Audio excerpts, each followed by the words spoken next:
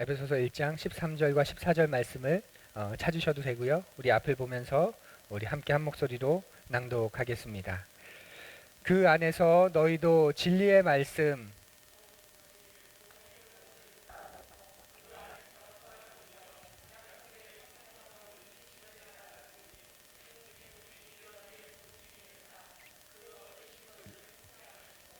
그의 영광을 찬송하게 하려 하심이라. 아멘. 예. 코로나19 감염 사태가 요 근래 들어 갑자기 부천에 있는 한 물류센터를 통해서 많이 퍼졌습니다. 그리고 우리 교우들이 계신 또 마곡 지역에서도 몇몇 확진자가 나와서 부천만큼 심각하진 않지만 그래도 계신 분들이 많이 염려하시고 걱정하는 전화를 주중해 주셨습니다. 이런 시간 속에서 이웃을 사랑하는 방법은 내가 조심하는 겁니다. 그래서 그분들은 댁에서 또 예배 드리시고 또 가족끼리 함께 가정 예배 드리면서 이웃을 사랑하는 걸, 또 하나님을 사랑하는 걸 실천하는 것을 권면해 드렸습니다. 그래서 2주 정도 저희가 다시금 약간의 거리를 두는, 다시 만나기 위해서 잠시 떨어져 있는 그런 시간을 가지려고 합니다. 다음 주에 진행되려고 했던 새가족 성경 공부를 한 주 더 연기해서 둘째 주에 시작할 것이고요. 그리고 오늘 이번 주와 다음 주 2주 동안은 그 공동 식사도 하지 않겠습니다. 6월 둘째 주부터 특별한 사정이 없는 한은 다시 우리가 모임과 식사와 여러 가지 행사를 시작하려고 합니다. 이럴 때 예지력이 있으면 참 좋겠는데 예지력이 없어서 우리가 세웠던 것을 다시 연기하기도 하고 세웠던 것이 수포로 돌아가기도 하지요. 그런데 그게 인생인 것 여러분 기억하십시오. 그러니 우리가 하나님을 신뢰하는 것이고 그 하나님의 방법을 우리가 붙잡고 나아가는 것입니다. 에베소서 말씀을 오늘 성령 강림절을 맞아 우리가 읽었는데요. 이 에베소서는 옥중서신이라고 불리웁니다. 옥중서신. 그러니까 바울 사도가 감옥에 있을 때, 로마의 감옥에 있을 때 쓴 그 서신 가운데 하나입니다. 바울 사도는 1장에서 그리스도 안에서 우리에게 주어진 복에 대해서, 하늘에 속한 신령한 복에 대해서 말합니다.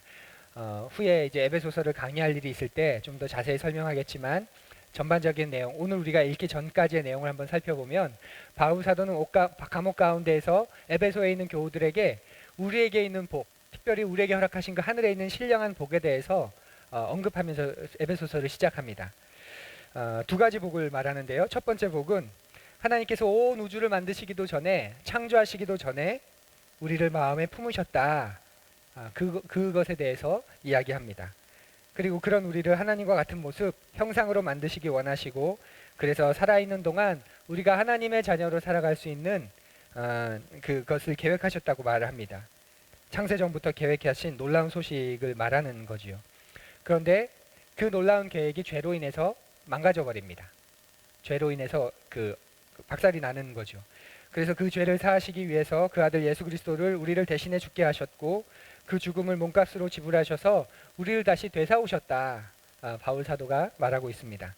그리고 그 기쁘신 뜻으로 인해서 우리는 영광의 창소는 하나님께 돌리게 된다. 이것이 요 1장 초반부에 나온 바울의 말입니다. 이 일이 유대인들에게 먼저 주어졌고 그리고 이방인 여러분들에게도 흘러가게 되었다. 라고 바울은 감격해서 말합니다. 그러고 난 후에 오늘 우리가 읽은 본문 13절 이하로 넘어가는 건데요. 그렇게 하나님의 복을 받게 된 우리가 신령한 복을 누리게 되는 조건, 그것이 무엇일까? 바울이 두 가지를 말합니다. 먼저는 듣는 것이라는 거죠. 오늘 읽은 말씀을 다시 한번 보면 우리 같이 읽어볼까요? 다 함께.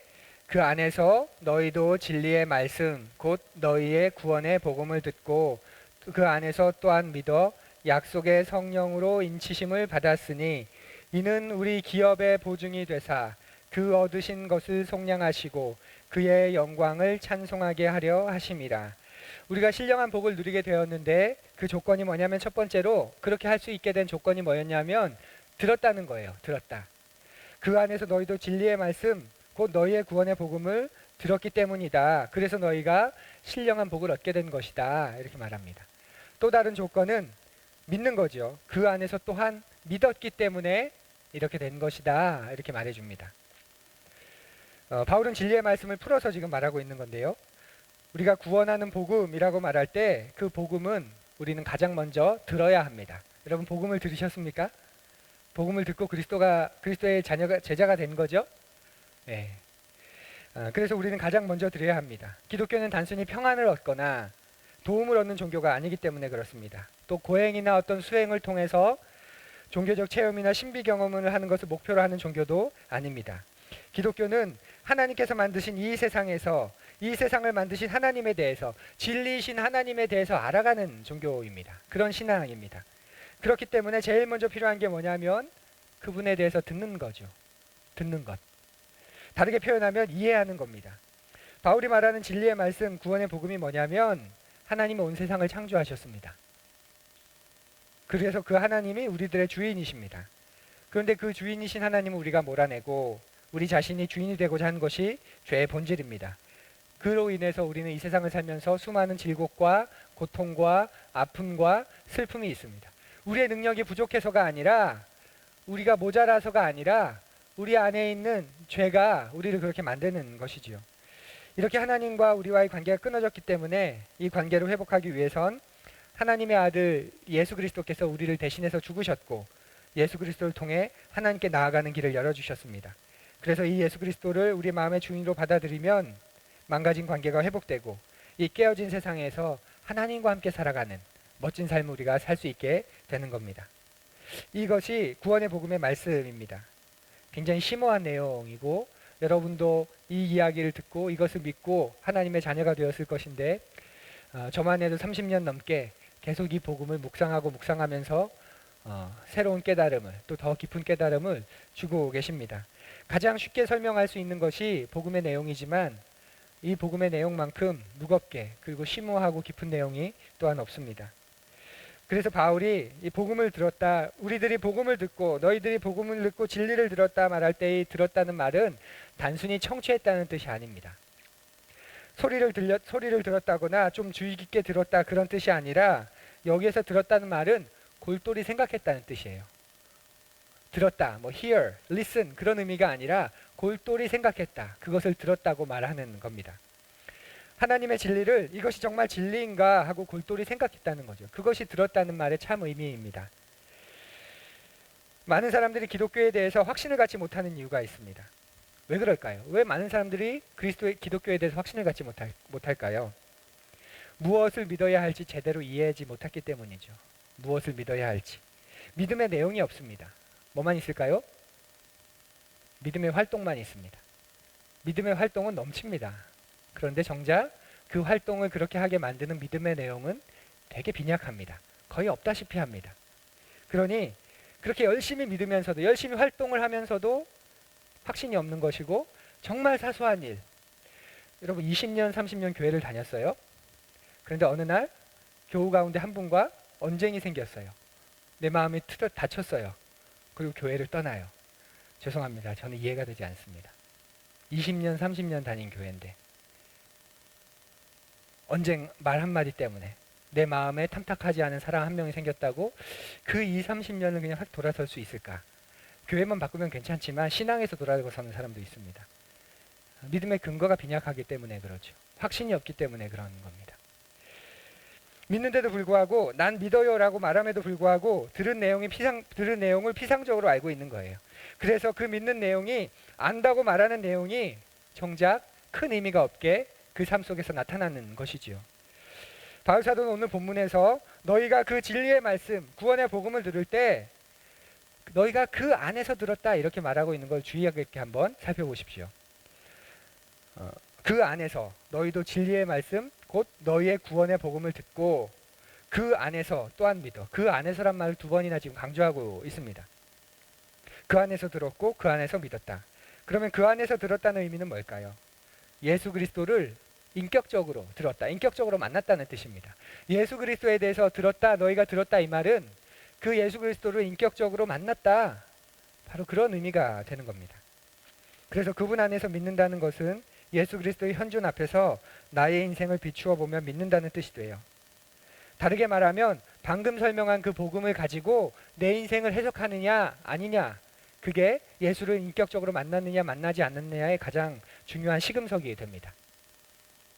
여러분은 복음을 가지고 여러분의 인생이 해석이 되십니까? 복음을 가지고.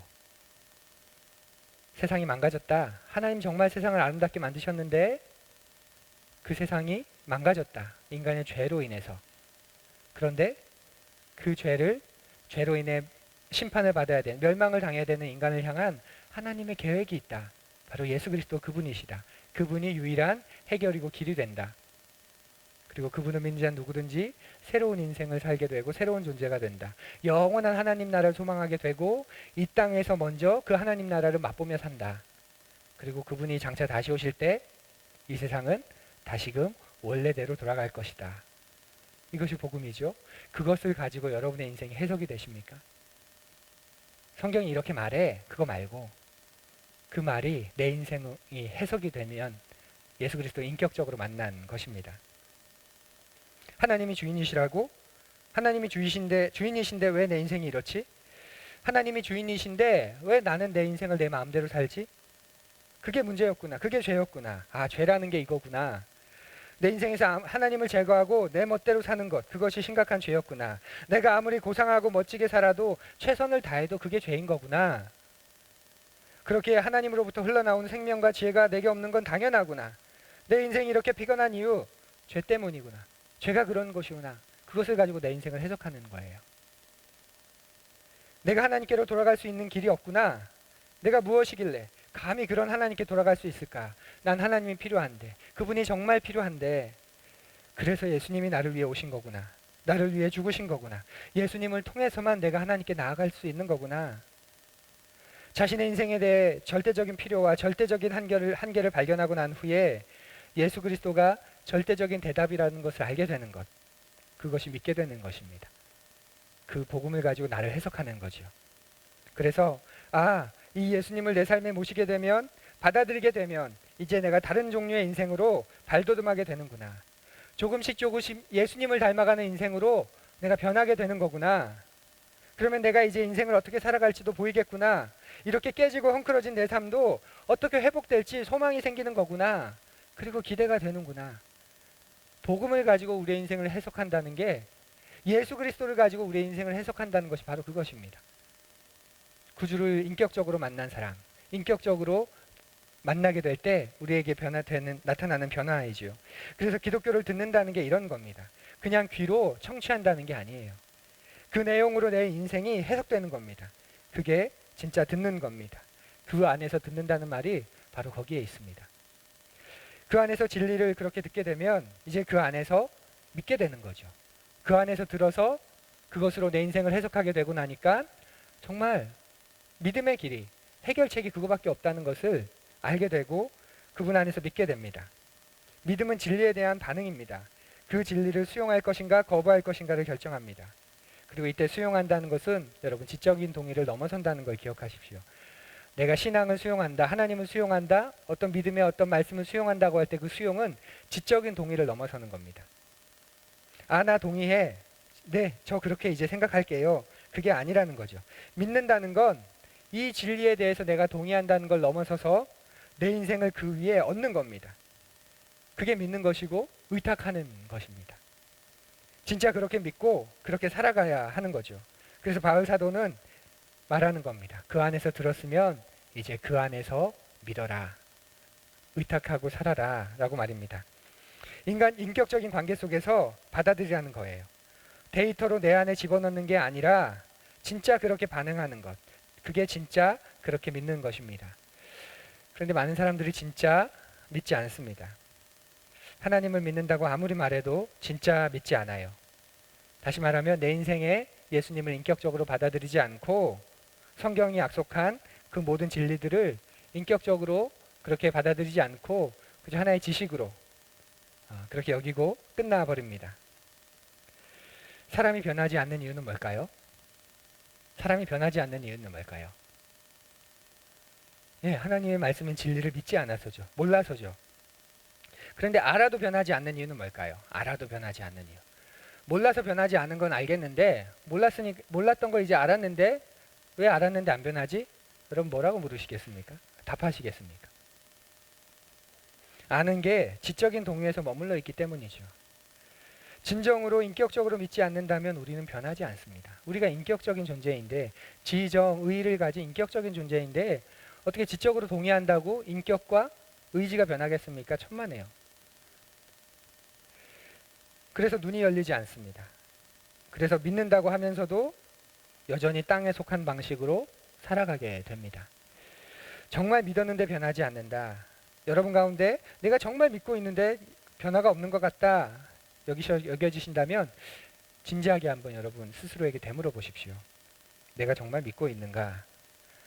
내 속에서 변화가 없다면 우리는 질문해 보아야 합니다. 이렇게 정말로 믿게 되면 그 다음 어떤 일이 생기게 되냐면 오늘 본문에 나오는 것처럼 성령의 인치심을 성령으로 인치심을 경험하게 됩니다. 우리가 하나님을 믿게 될 때 첫 번째 주어지는 것이 바로 성령님입니다. 우리에게 주어지는 첫 선물인 거죠. 그래서 약속하신 성령이라고 성경이 말합니다. 성령은 약속하신 겁니다. 그래서 예수께서 세례를 받으실 때 성령께서 비둘기같이 나타나셔서 이는 내 사랑하는 아들이요 라고 하나님의 말씀을 음성을 대언해 주셨죠. 그 예수 그리스도에게 나타나신 그 성령, 메시아에게 나타나신 그 성령, 약속하신 성령입니다. 그런데 그 성령께서 메시아에게만 나타나는 것이 아니라 그 예수 그리스도를 모신 우리들에게도, 그 사람들에게도 임하십니다. 가장 놀라운 성경 구절 가운데 하나가 에스겔서인데요. 들어보십시오. 또 새 영을 너희 속에 두고 새 마음을 너희에게 주되 너희 육신에서 굳은 마음을 제거하고 부드러운 마음을 줄 것이며 또 내 영을 너희 속에 두어 너희로 내 율례를 행하게 하리니 너희가 내 규례를 지켜 행할지라. 새 영을 우리에게 부어주신다. 성령을 우리에게 부어주신다. 그러면 성령께서 우리에게 오시면 굳은 마음이 사라지고 부드러운 마음 우리가 얻게 되고 또 그 성령으로 인해 주의 율례를 행하게 되고 규례를 지켜 행하게 된다. 그렇게 구약에 우리에게 약속하셨습니다. 하나님의 영이 우리에게 오시니 우리가 하나님의 뜻대로 살아가게 된다고 말하는 거죠. 이런 일이 벌어지는 것 바로 성령의 오심으로 인함입니다. 방금 읽은 에스겔 36장 다음에 37장 어떤 내용이 나온지 아세요? 여러분이 좋아하고 아마 잘 아는 마른 뼈 환상 이야기가 나옵니다. 완전히 소망이 없는 마른 뼈들. 그런데 그 마른 뼈가 36장에 성령이 오셔서 굳은 마음을 제거하시고 부드러운 마음을 주시고 주의 율례와 주의 규례를 지켜 행할 수 있고 그렇게 새 힘을 주시니 마른 뼈가 살아나게 되는 역사가 일어나는 게 37장입니다. 우리에게 주시는 말씀이죠. 마른 뼈처럼 살아가는 우리 인생에 성령께서 임하시면 돌처럼 굳어있는 마음이 부드러워지고 하나님의 뜻을 행할 수 있는 자로 변화되고 바뀌어지게 됩니다. 그런 성령님이 우리에게 임하시는 겁니다. 그리고 그분이 오늘 말씀해 보면 우리의 보증이 된다고 약속하십니다. 보증. 인치심이 되고 우리의 보증이 되신다. 보증이라는 말은 놀라운 말인데 우리를 도우시는 분이다라는 그런 뜻이 되고 미리 맛보게 한다 그런 뜻이 됩니다. 보증이라는 건 그것을 받을 수 없는데 그것을 얻을 수 없는데 그것을 소유할 수 없는데 그 보증으로 말미암아 우리가 미리 그것을 선취하게 되는 거죠. 그러니까 성령께서 우리를 보증하신다는 건 그런 의미가 있습니다. 성령을 받은 사람들은 그래서 마지막까지 견딜 수 있습니다. 성령으로 말미암아 마지막을 바라보며 의연하게 걸어갈 수 있고 성령께서 인치셨다, 성령께서 보증이 되주셨다는 말에는 우리가 이 땅에서 하늘의 신령한 복을 미리 경험하며 살아간다는 그런 뜻이 있습니다. 맛보며 사는 거지요. 마치 계약금하고 같습니다. 원래대로 하면 잔금까지 다 치르고 모든 가치를 다 매기고 난 후에 지불하고 난 후에 그것은 내 것이 되는 것이지만 계약금은 뭔가요? 보증한다는 건 뭔가요? 다 치르지 않았지만 내 것이 된다는 뜻입니다. 계약금은. 그래서 일부이긴 하지만 계약금을 내었을 때 내 소유가 보장됩니다. 그래서 맛보게 되는 거죠. 성령께서 해주시는 일이 바로 그것입니다. 우리에게 인치시고 보증해 주시는 일이. 진짜 하나님 나라, 그 완전한 하나님 나라는 하나님이 최초의 세상을 만드셨을 때 그 아름다운 세상은 예수 그리스도께서 이 땅에 다시 오실 때 다시 오셔서 모든 질서를 바로잡은 후에 우리에게 임하는 것이지만 성령께서 우리에게 오셔서 미리 그것을 경험할 수 있도록 보증해 주시고 맛볼 수 있도록 도와주신다는 말이 성령께서 우리를 보증하신다는 말의 참뜻입니다. 그래서 참된 그리스도인은 완전한 그 하나님 나라를 소망하며 살지만 그렇다고 내일 당장 죽고 싶어서 안달한 사람이 아닙니다.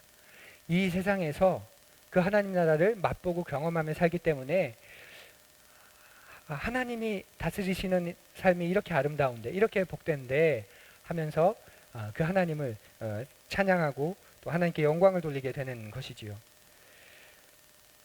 그런데 이 땅에서 그리스도인들이 왜 그렇게 힘이 없게 살아갈까요? 하늘에 속한 복을 맛을 보지 못하기 때문에 그런 겁니다. 인치심으로 보증으로 우리에게 주셨는데, 계약금으로 이미 우리에게 보장해 주셨는데, 그래서 맛보기 원하시는데 맛을 보지 못하는 것, 맛을 보지 않는 겁니다.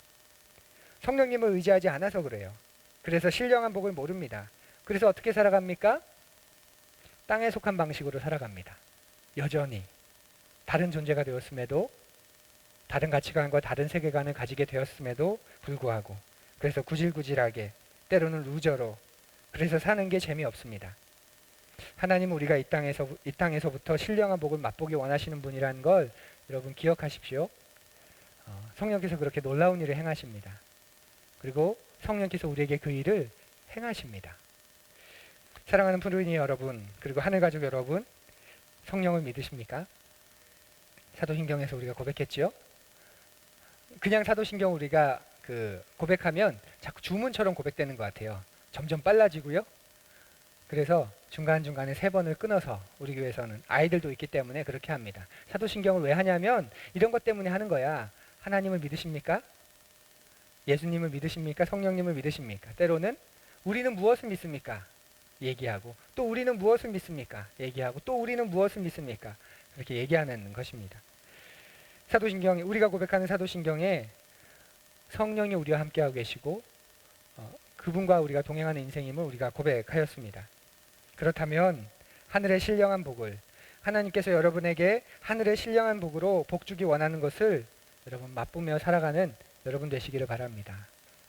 그런 건 욕심내도 되지 않을까요? 성령을 제가 소유하고 있는 성령께서 저와 함께 하시는데 하늘의 신령한 것을 맛보게 해주십시오.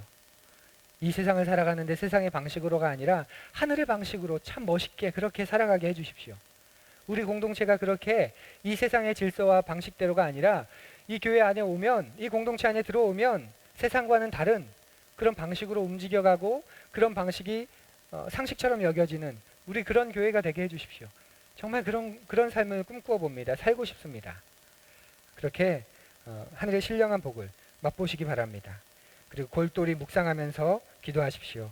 창세전에 하나님께서 나를 생각하시고 창조하신 것, 나를 그 마음속에 품고 계셨던 것, 우주의 끝, 역사의 끝에서 하나님께서 나를 흠없는 자로 그 하나님 곁에 세우실 그 놀라운 그 약속, 성령께서 여러분의 눈을 열어 맛보게 하시는, 그리고 여러분이 얼마나 놀랍고 얼마나 소중한 존재인지, 하나님 만드신 이 세상을 우리가 망가뜨렸는데 하나님 망가진 대로 두지 않고 예수 그리스도 안에서 이것을 다 통일하시려고 하나님의 계획을 하나하나 이어가십니다. 그 일을 위해서 유대인들을 선택하셨고, 그 놀라운 선택의 복이 이방인들에게 흘러갔고, 그리고 나 같은 사람에게도 그 선택의 복이 흘러와서 내가 그 하나님의 약속 안에, 예수 그리스도의 구원의 약속 안에 참여하게 된 것이지요. 그리고 그런 나를 고아와 같이 내버려 두지 않으시고 성령께서 오셔서 말씀을 깨닫게 하시고, 또 말씀을 생각나게 하시고, 그리고 그분이 도우셔서 이 땅 가운데서 그 하늘의 힘으로 하늘을 소망하며 살아가게 하는 것, 그 성령의 은혜와 은총을 우리의 삶 속에서 경험하기 원합니다. 그래서 우리에게 소망이 있는 겁니다. 성령이 계시지 않는다면 예수 그리스도의 부활 이후에 아무런 소망이 없습니다. 교회는 생길 수 없었고, 기독교는 더 이상 기독교가 될 수 없었고, 교회도 제자들도 그 누구도 제대로 설 수 없었습니다. 근데 그리스도께서 부활하시고 승천하시고 난 이후에 그분께서 약속하신, 그분을 대신한 그분의 영이신 성령께서 오셔서 그 예수 그리스도께서 하신 일을 날마다 우리가 경험하게 해주시고 보여주시고 그분의 말씀을 깨닫게 해주셔서 지금까지 교회가, 우리의 신앙이 존재하고 유지되고 있는 것입니다. 그렇게 성령께서 여러분의 눈을 열어 하나님의 나라를 맛보게 하시고 그분과 함께 동행하는 여러분 되시기를 간절히 바랍니다. 그래서 교회력에 보면 성령 강림절이 오늘 이제 첫 주가 시작되죠. 이 성령 강림절이 교회에서 가장 깁니다. 1년 52주 교회력이 있죠.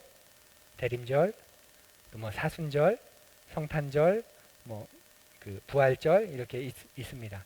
가장 긴 절기가 뭐냐면 바로 성령 감림절입니다. 우리와 함께 하시는 성령님, 그리고 그 성령님과 함께하는 인생을 교회력도 우리에게 가르쳐주고 보여주고 있는 것입니다. 우리 교회를 통해서 혹은 담임 목사로 세우신 저를 통해서 이루어지길 원하는 게 있다면 바로 그것입니다. 여러분이 이 교회를 통해서 함께하는 이 공동체 때문에, 그리고 저로 인해서 성령과 함께하는, 성령께서 도우시는 그 삶이 얼마나 복된 것인지 알게 되었다고, 그리고 하나님과 더 가깝게 되었다고, 멀리 느껴지던 예수님이 이 교회를 통해서, 우리의 공동체를 통해서 가까이 만나게 되었다고, 그런 말을 할 수 있다면, 그런 고백을 할 수 있다면 참 복된 교회가 될 것이고 우리가 될 것입니다. 오늘부터 시작되는 성령 강림절, 하루하루 그 성령 하나님을 의지하시고 또 의뢰하시고 물으시고 그분께서 허락하시는 놀라운 삶의 신비와 은혜를 경험하는 여러분 되시기를 바랍니다. 기도드립니다.